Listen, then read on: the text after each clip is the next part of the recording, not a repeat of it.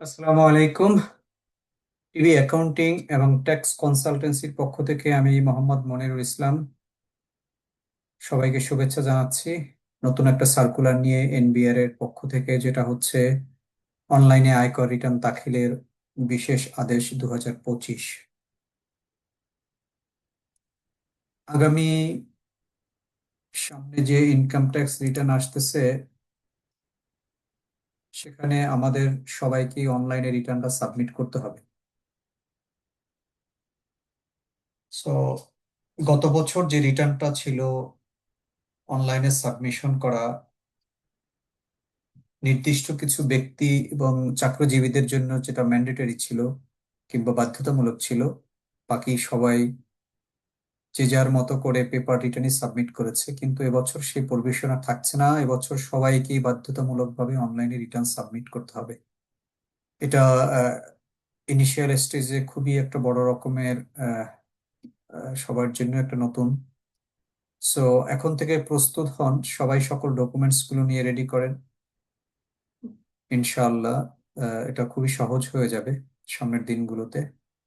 So এখানে সার্কুলারটা যে বলা হয়েছে যে ব্যক্তি ট্যাক্স পেয়ার, মানে ইন্ডিভিজুয়াল ট্যাক্স পেয়ার বা ব্যক্তি করদাতা যাদেরকে আমরা বলি, তাদের ক্ষেত্রে হচ্ছে এটা ম্যান্ডেটরি করা হয়েছে। আর কোম্পানিগুলো আগের মতো করেই পেপার রিটার্ন সাবমিট করতে হবে।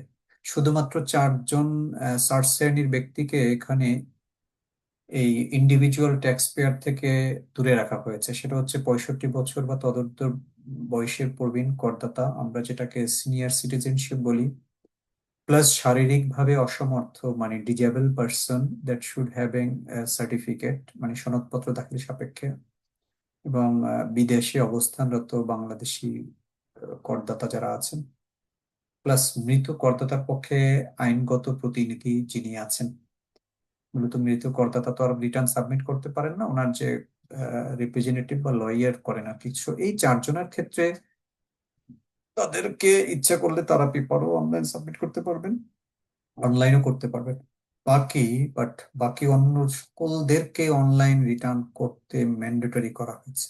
এবং কারো যদি কোনো অনলাইনে সমস্যা থেকে থাকে, বা যাদের সিম নাম্বার নাই, অনলাইনে আপনি আইডি পাসওয়ার্ড পাচ্ছেন না, তাদেরকে বলা হয়েছে আগামী 31শে অক্টোবরের মধ্যে উপকার কমিশনারের কাছে একটা আবেদন করবেন অনলাইনে যদি না হয়ে থাকে, এবং অনলাইনে কোনো সমস্যা হয়ে থাকলে আমরা এটা আপনাদেরকে ক্লিয়ার করে দেব। বাট এনি হাউ আপনাকে আর পেপারস রিটার্ন সাবমিট করার কোনো সুযোগ নাই, আপনাকে অনলাইনের জন্যই প্রস্তুত হতে হবে। এবং এখানে সকল ডকুমেন্টস গুলো একত্রিত করে এবং এখন থেকেই শুরু করেন এগুলো কালেকশন করা। কারণ এটাই হচ্ছে প্রথম বছর যেখানে আপনি আপনার পূর্ববর্তী বছর রিটার্নের সকল ব্যালেন্সিং ফিগার গুলো, প্লাস এবছরের যদি আপনি চাকরিজীবী হন, তাহলে আপনার আয়ের সনদপত্র প্লাস ব্যাংক সার্টিফিকেট বা ব্যাংক স্টেটমেন্ট, যতগুলো আপনার নিজ নামে ব্যাংক আছে এবং আপনার কোনো অ্যাসেট লাইবিলিটি যা যেখানে আছে, এটাই হচ্ছে প্রথম বছর এবং আপনার আয়কর রিটার্নে ঢোকানোর এটাই হচ্ছে উত্তম সময়।